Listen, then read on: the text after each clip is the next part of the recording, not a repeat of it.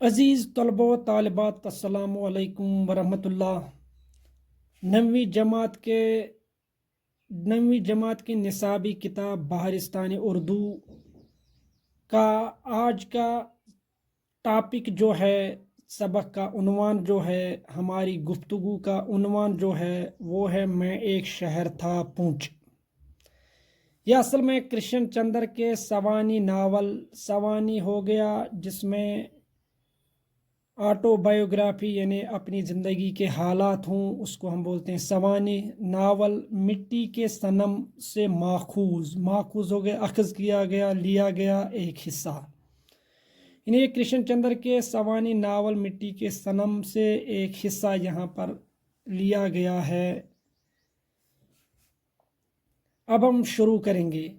पूंछ के दिन मेरे लिए बहते पानी के दिन थे और सूरजमुखी के फूलों की तरह आफताब के गिर्द तवाफ करने के दिन थे।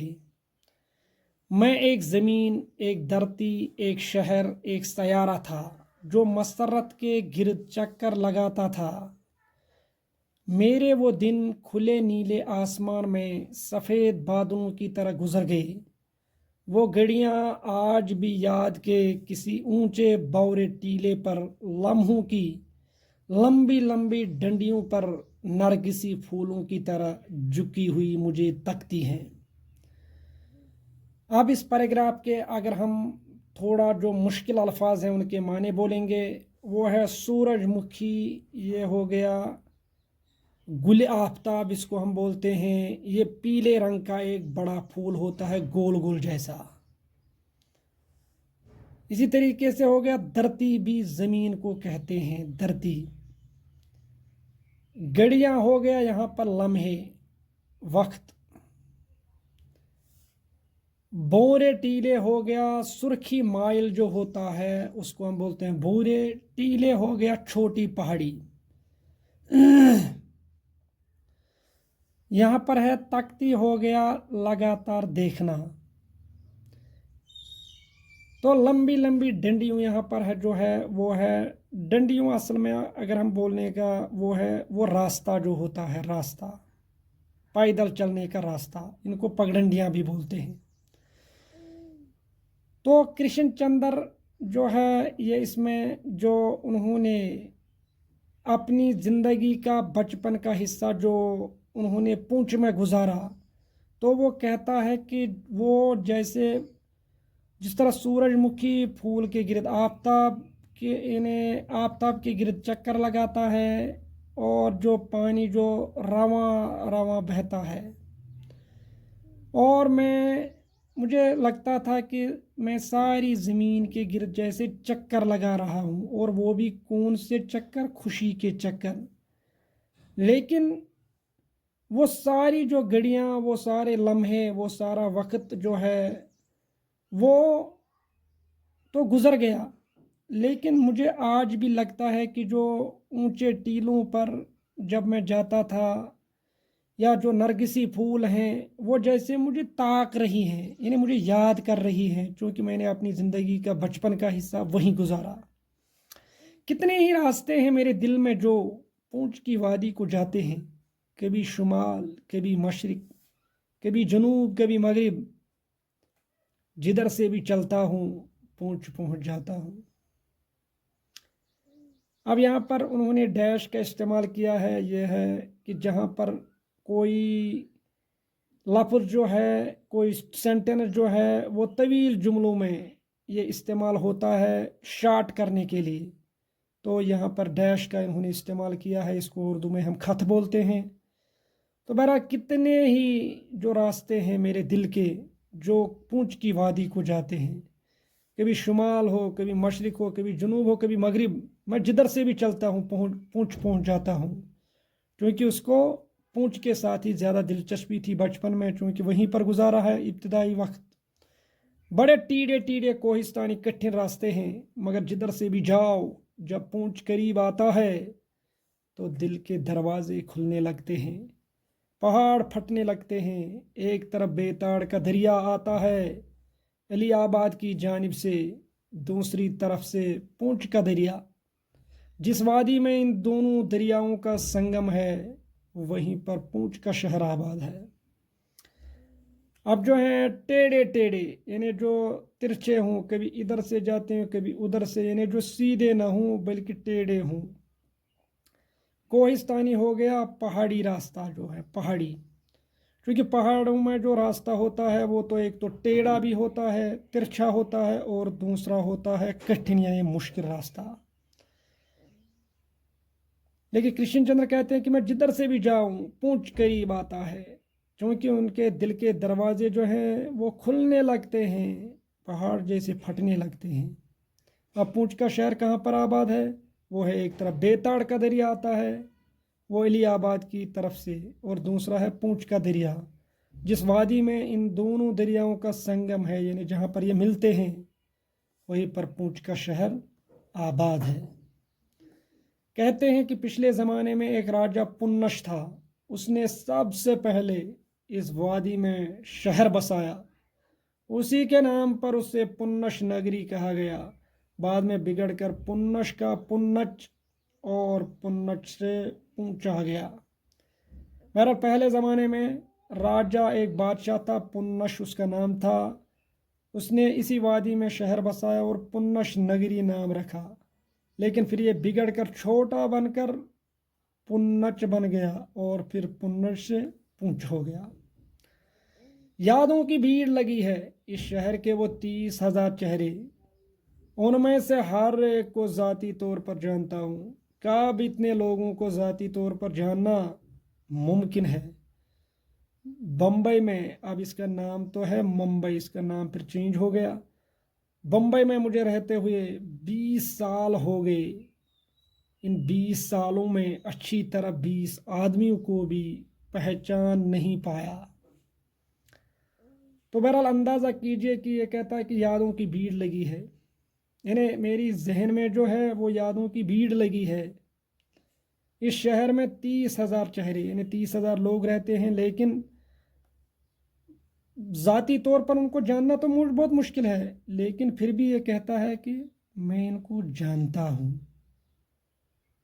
लेकिन बम्बई में रहते हुए 20 साल हो गए इसके बाद, क्योंकि उन्होंने फिर ज़िंदगी का बेशतर हिस्सा जो है ना 20 साल वो बम्बई में गुजारे, लेकिन 20 आदमियों को भी नहीं पहचाना। क्यों?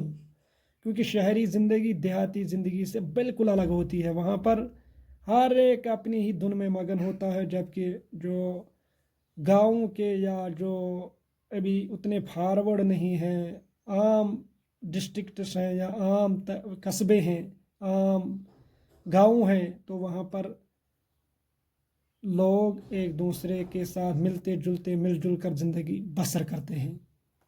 मगर उस शहर के बच्चे बच्चे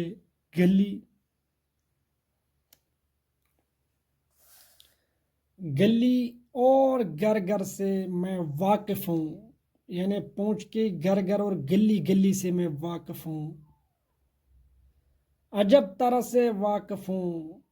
यादों की स्केच बुक में हर चेहरा एक किताब है, एक किरदार है, एक कहानी है, एक नावल है।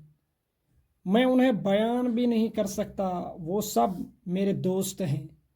एक का हाथ पकड़ता हूँ तो दूसरा फौरन मेरे जहन में आकर कहता है मुझे भूल गई। इन्हें यहाँ पर जो यादों की, इस पैराग्राफ में जो यादों की स्केच बुक हो गया, तस्वीरों की किताब,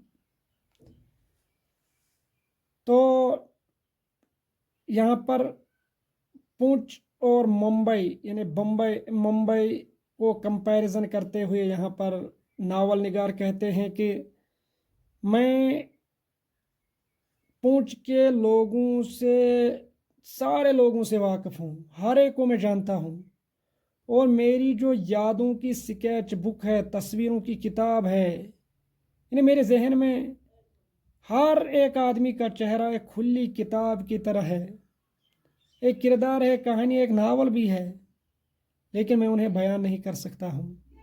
तो मेरे जहन में ऐसा लगता है कि जैसा अगर मैं एक दोस्त का हाथ पकड़ता हूँ तो दूसरा कहता है कि मुझे भूल गई। यानी हर एक के साथ उनसियत है, हर एक के साथ मोहब्बत है। खूबसूरत रोम 60 टीलों पर आबाद है तो मेरा पूंछ 12 टीलों पर। शायद इसीलिए वो मुझे रोम से खूबसूरत मालूम होता है। एक टीले पर पूंछ का पुराना किला आबाद है, दूसरे टीले पर पूंछ के शाही महल हैं, तीसरे टीले पर वजीर वज़रात की कोठी है, चौथे टीले पर फौज की परेड ग्राउंड है, पांचवें टीले पर सरकारी अस्पताल की इमारतें और बागात हैं, छठे टीले पर अदालतें और दरबार हाल है, सातवें टीले पर पूरा ग्राउंड था जिसे बराबर करके एयरपोर्ट बना दिया गया है, आठवें टीले पर खोड़ी नाड़ के मज़ाफ़ात हैं, नवीं टीले पर शहर का मरकज़ी हिस्सा है, तीन तरफ से बाजार डालवानों से शुरू होते हैं और ऊंचे होते जाते हैं, जहां जाके तीनों बाजार मिल जाते हैं वो शहर का मरकज़ है।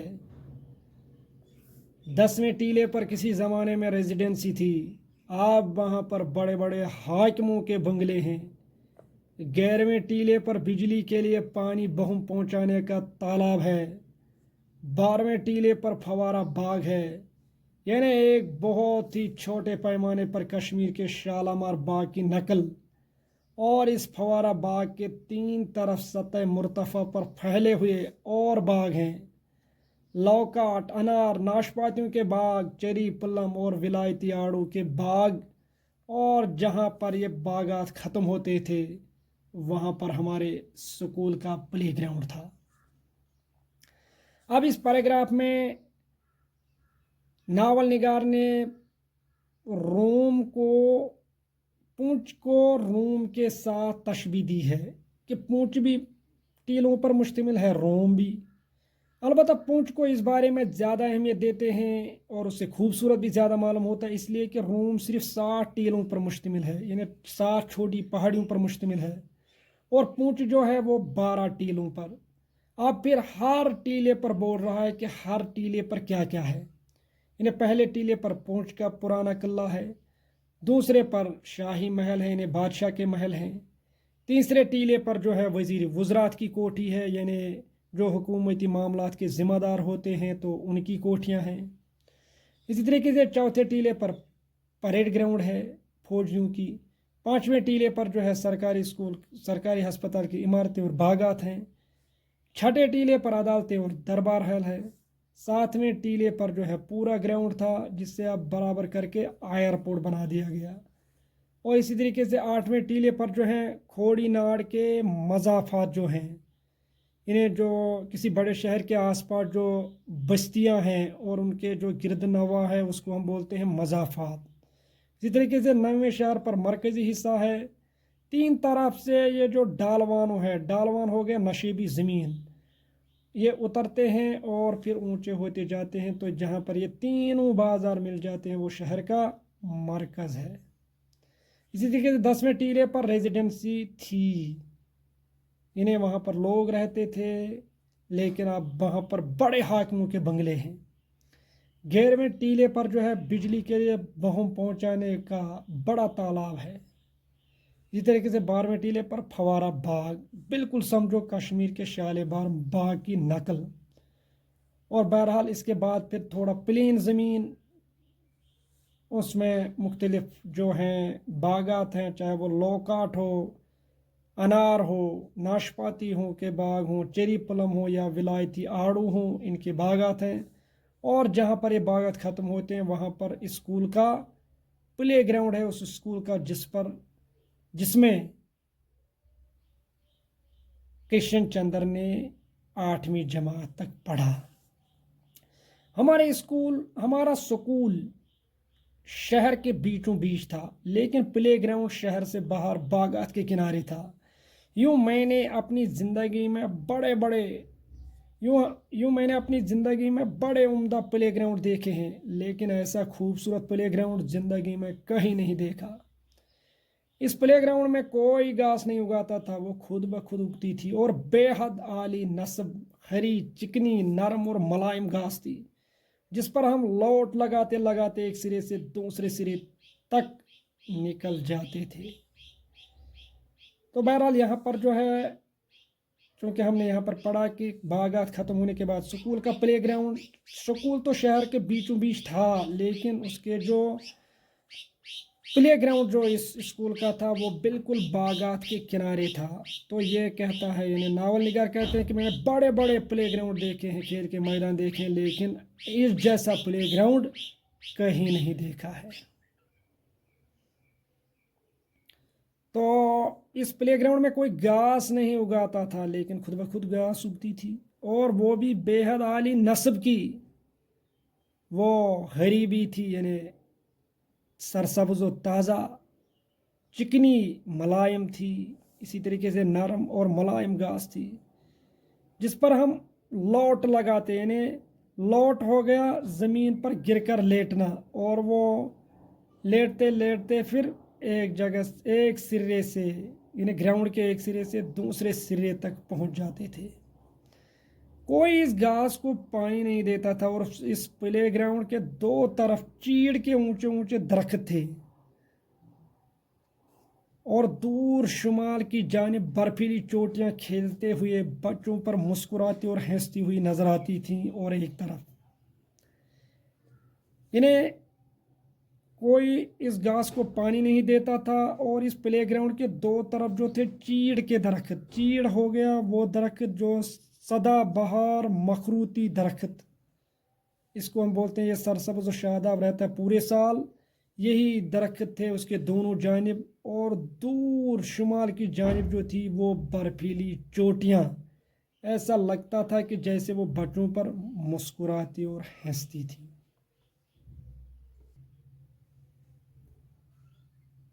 میدان کے کسی پہاڑی چشمہ کی کول بہتی تھی۔ پلے گراؤنڈ میں کھیلتے کھیلتے ہم گردن اونچی کر کے ایک لمحہ کے لیے کوہستانوں کی برف دیکھ لیتے، ہمالیہ کی اونچی چوٹیوں کو دیکھ لیتے۔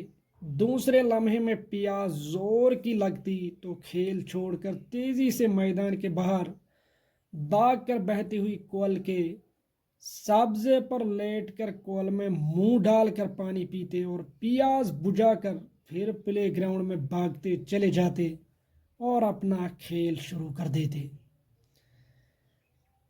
بہرحال کس طریقے سے جو پہاڑی چشمے پر وہاں پر جو کول بہتی تھی، اور یہ پلے گراؤنڈ میں کھیلتے کھیلتے اس کوہستانوں کی برف بھی دیکھ لیتے، ہمالیہ کی اونچی چوٹیوں کو دیکھتے، لیکن جب ان کو زور کی پیاس لگتی تو دوڑ لگا کر اس کول کے، یعنی اس ندی کے جو سبزے پر لیٹ کر اس ندی میں منہ ڈال کر اپنی پیاس بجھا کر پھر سے اپنا کھیل شروع کر دیتے تھے۔ میرے ذہن میں آج بھی میرے بچپن کی یاد بالائی کی ایک موٹی تہ کی طرح جمی ہوئی ہے۔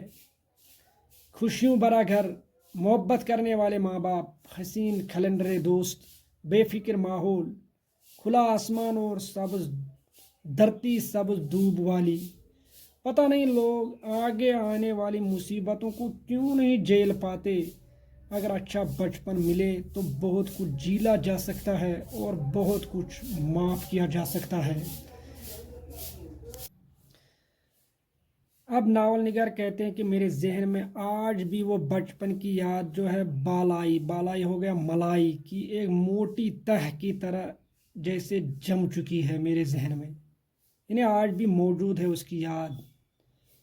کس طریقے سے وہاں پر خوشیوں بھرا گھر تھا، محبت کرنے والے ماں باپ تھے، اور حسین کھلنڈرے ہو گئے کھیل کود کے ساتھی، اور بے فکر ماحول، کھلا آسمان اور سبز دھوپ والی، دھوپ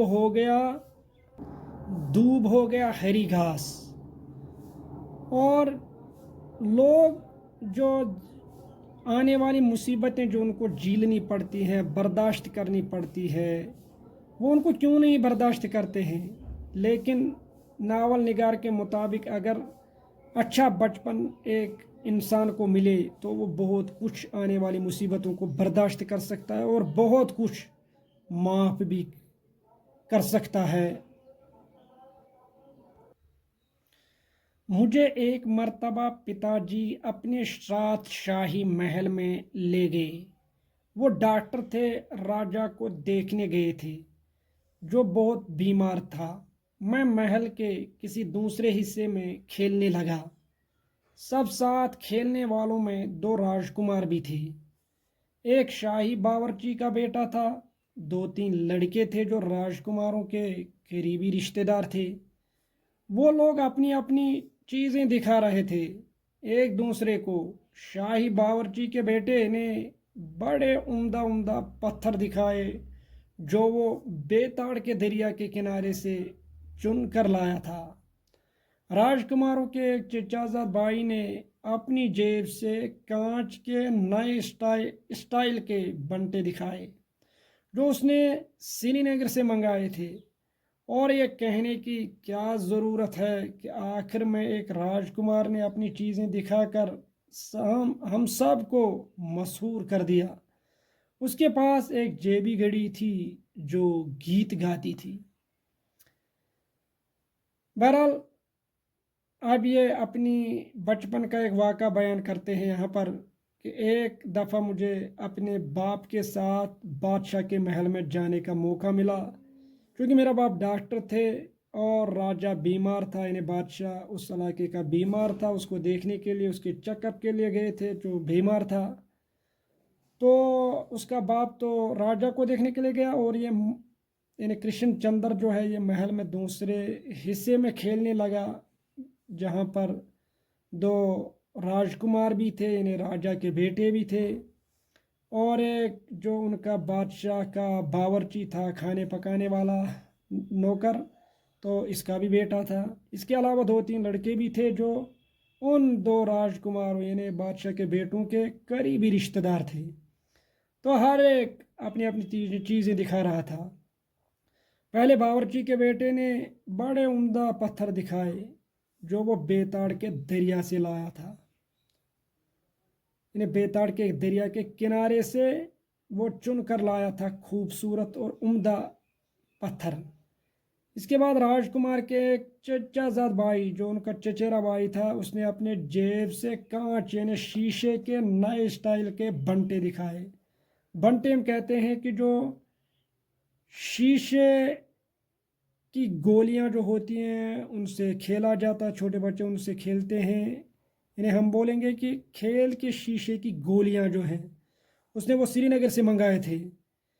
تو بہرحال اس کے بعد کہنے کی کیا ضرورت رہ گئی کہ ایک راجکمار نے اپنی چیزیں دکھا کر ہم سب کو مسحور کر دیا۔ مسحور ہو گئے کہ جیسے جادو کا سا اثر اس نے ہم پر کر دیا۔ کیوں؟ کیونکہ اس نے ایک جیبی گھڑی دکھائی جو جیب میں تو رکھی جاتی تھی لیکن گیت گاتی تھی۔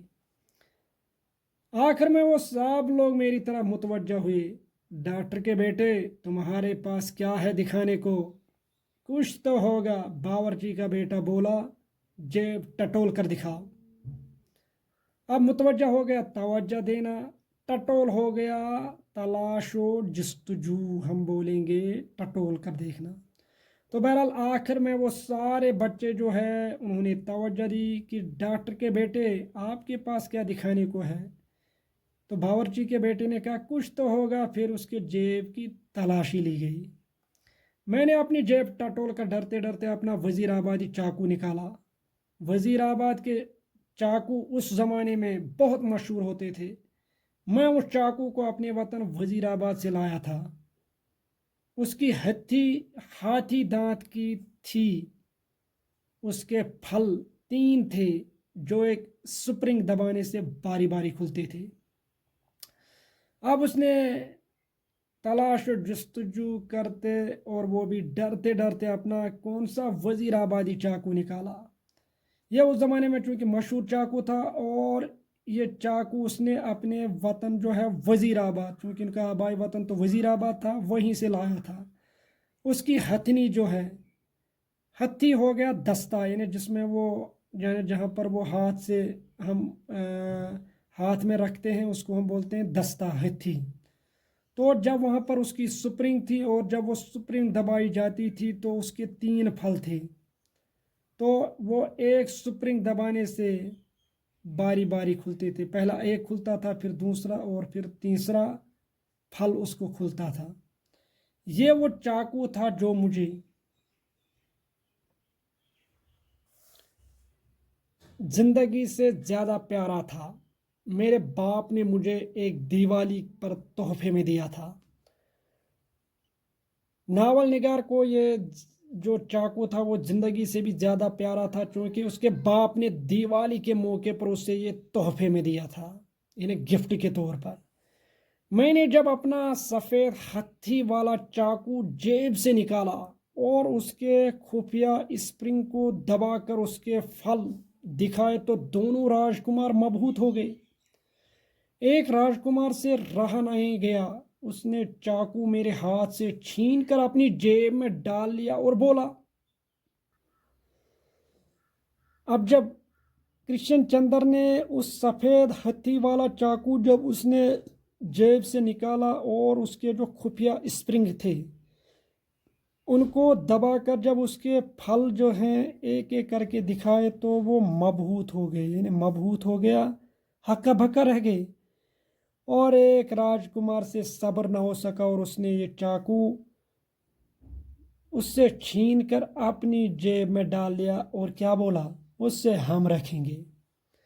دوسرا راجکمار اس سے لڑنے لگا. واہ، تم کیوں رکھو گے، اس سے تو میں رکھوں گا، میں تم سے بڑا راجکمار ہوں. بہرحال دونوں راجکمار ایک دوسرے سے الجھ پڑے. ایک نے اسے لیا اور دوسرا کہتا ہے اس سے کہ آپ کیوں رکھو گے، میں ہی کیوں نہ اس سے رکھوں. میں دونوں راجکماروں سے الجھ پڑا. واہ جی واہ، چاقو تو میرا ہے، تم کیوں لوگے، میں نہیں دوں گا اپنا چاقو، واپس کرو میرا چاقو. نہیں کرتے واپس تمہارا چاقو، یہ تو اب ہمارا ہے. اب وہ دونوں راجکماروں سے کیا ہے، الجھ پڑنا ہو گیا، لڑائی جھگڑا کرنا. اور اس نے کہا عجیب اتفاق ہے، چاقو تو میرا ہے، میں آپ کو یہ نہیں دوں گا، میرا چاقو واپس کرو. لیکن انہوں نے کہا کہ یہ اب ہمارا ہے. میں نے دھر کے ایک چانٹا مارا اس راجکمار کو جس نے میرا چاقو لیا تھا. فوراً باقی لڑکے مجھ پر پل پڑے اور مار مار کر انہوں نے مجھے ڈھیر کر دیا. میرے سارے کپڑے پھٹ گئے، میں زور زور سے رونے لگا. میرا رونا سن کر میرے والد بھی میرے پاس پہنچ گئے. انہیں دیکھ کر میں نے اور بھی زور سے رونا شروع کیا، اپنا چاقو چلا چلا کر مانگنے لگا.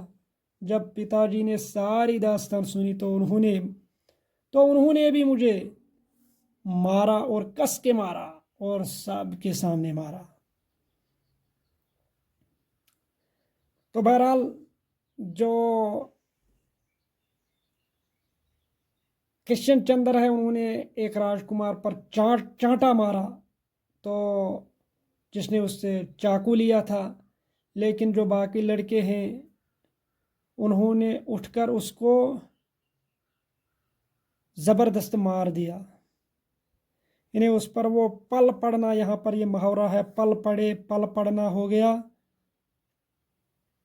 ٹوٹ پڑنا. تو انہوں نے اس سے کیا کر دیا، ڈھیر کر دیا. اور انہوں نے اس سے نہ صرف مارا بلکہ کس کر مارا. انہیں کس کر مارنا یہاں پر آیا ہے، کس کر مارنا ہو گیا، پوری طاقت سے انہوں نے اس کو مارا. اور انہیں اس کے پتا جی نے بھی اس کو کس کے مارا، انہیں بہت زیادہ مارا. آلریڈی تو اس کو تو ان لڑکوں نے تو بہت مارا بھی تھا اور اس کے کپڑے بھی پھاڑ دیے تھے. حالانکہ اس کا رونا، اس نے جب رویا تو اس کے باپ نے بھی سنا، لیکن اس کے باپ نے جب یہ ساری داستان سنی تو اس نے اپنے ہی بیٹے کو بہت زیادہ مارا. بدماش راجکمار پہ ہاتھ اٹھاتا ہے. ہاں، اس نے میرا چاقو جو چھین لیا ہے، پتا جی اس سے کہیے میرا چاقو دے دے. بہرحال انہوں نے اپنے بیٹے کے لیے بد لفظ بولا. بدماش ہو گیا کہ جو لفنگا ہو آپ راجکمار پہ ہاتھ اٹھاتا ہے. تو بہرحال اس نے کہا کہ اس نے میرا چاقو چھین لیا، لہٰذا اے میرے باپ اسے میرے چاقو واپس لے لو. قصہ مختصر کہ وہ چاقو مجھے نہیں ملا. یہ تو مجھے بہت بعد میں معلوم ہوا کہ جاگیرداری اسی طرح چلتی ہے. بہرحال مختصر یہ کہ وہ چاقو اس ناول نگار کو نہیں ملا اور اس سے بعد میں معلوم ہوا کہ یہ جاگیرداری ہے، یعنی تعلق داری، دولت مندی، یہ تو اسی طرح چلتی ہے. انہیں ان کے سامنے کوئی پر بھی نہیں مار سکتا تھا، مگر اچھا نہیں کیا ان لوگوں نے 2 آنے کے چاقو کے لیے مجھے اپنا دشمن بنا لیا۔ وہ سفید چاقو آج تک میرے دل میں کھبا ہوا ہے۔ ایک طرح سے میں نے آج تک جو کچھ لکھا ہے اس سفید چاقو کو واپس لینے کے لیے ہی لکھا ہے۔ بہرحال ناول نگار آخر میں یہاں پر کہتے ہیں کہ انہوں نے جو یہ کیا وہ اچھا نہیں کیا، کیونکہ انہوں نے چاقو کے لیے مجھے اپنا دشمن بنا لیا۔ وہ سفید چاقو جو آج بھی میرے دل میں کھبا ہوا ہے، یعنی پیوست ہوا ہے، بسا ہوا ہے، اور آج تک میں نے جو کچھ لکھا اس سفید چاقو کو واپس لینے کے لیے لکھا ہے۔